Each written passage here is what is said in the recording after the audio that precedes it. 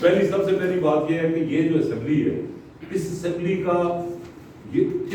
کا کیا تعلق ہے تحریک آزادی کے ساتھ؟ یہ ہے جو اسمبلی جو ہے نا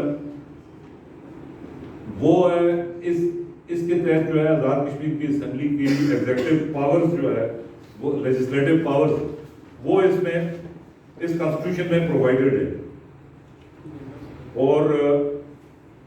ان کے مطابق جو ہے نا 3 قسم کی آزاد کشمیر کی، یہ اس آئین کے تحت آزاد کشمیر کی سپریم لیجسلیٹو پارٹی بھی، سپریم ایگزیکٹو پارٹی بھی گورنمنٹ آف پاکستان ہے، اور جو فارن افیئرز ہے، جو تحریک آزادی سے متعلق ڈیفینس ہے، فارن افیئرز ہے، یہ تو گورنمنٹ آف پاکستان کا سبجیکٹ ہے، یہ تو اس اسمبلی کا تو سبجیکٹ ہی نہیں ہے۔ یہ اسمبلی کیا کر سکتی ہے؟ جو بیسک جو ہے اس کی ایگزیکٹو جو ایکسٹینٹ اس اسمبلی کو دیا گیا ہے، جو اسمبلی جن معاملات میں قانون سازی کر سکتی ہے انہی معاملات میں ایگزیکٹو اختیارات آزاد کشمیر کی گورنمنٹ کو حاصل ہے۔ اب یہ اس کا شیڈیول 1A اور B میں یہ پوری تفصیل دی گئی ہے کہ کون سے سبجیکٹس ہیں جن پہ گورنمنٹ آف پاکستان کا اختیار ہے، ان پہ قانون سازی کرنا بھی۔ اس میں تحریک آزادی کا کوئی آزاد کشمیر کی اسمبلی سے کوئی تعلق نہیں ہے۔ انہوں نے جو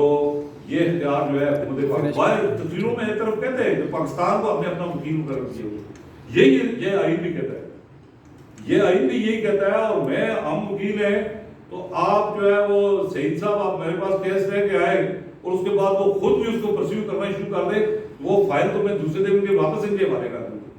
کوئی وکیل جو ہے وہ یہ برداشت کر سکتا ہے کہ موکل خود بھی اپنی وکالت شروع کر دے؟ آپ نے کیس دے دیا، آپ نے اس آئین کے تحت یہ تحریک آزادی کو اور مہاجرین کا بھی، جو کراچی ایگریمنٹ میں بھی مہاجرین کی ری ایبلیٹیشن کا تمام اختیار جو ہے گورنمنٹ آف پاکستان کا ہے۔ اس کراچی ایگریمنٹ کا، یا بعض لوگ یہ بھی کہتے ہیں کہ کراچی ایگریمنٹ اب ویلڈ نہیں رہا، لیکن کراچی ایگریمنٹ کے تحت ہی آج تک آپ کے چیف سیکرٹری اور آئی جی اور سیکرٹری فائنانس یہ پاکستان سے ڈیپوٹیشن پہ اپوائنٹ ہوتے ہیں، ان کے نوٹیفکیشن میں باقاعدہ مینشن ہوتا ہے۔ تو یہ آزاد کشمیر کی اسمبلی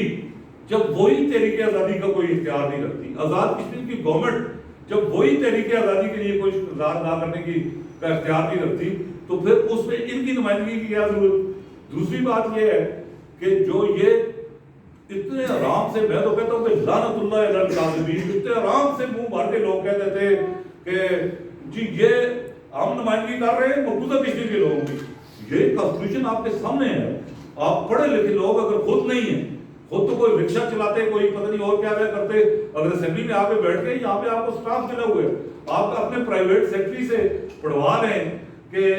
یہ کدھر ہے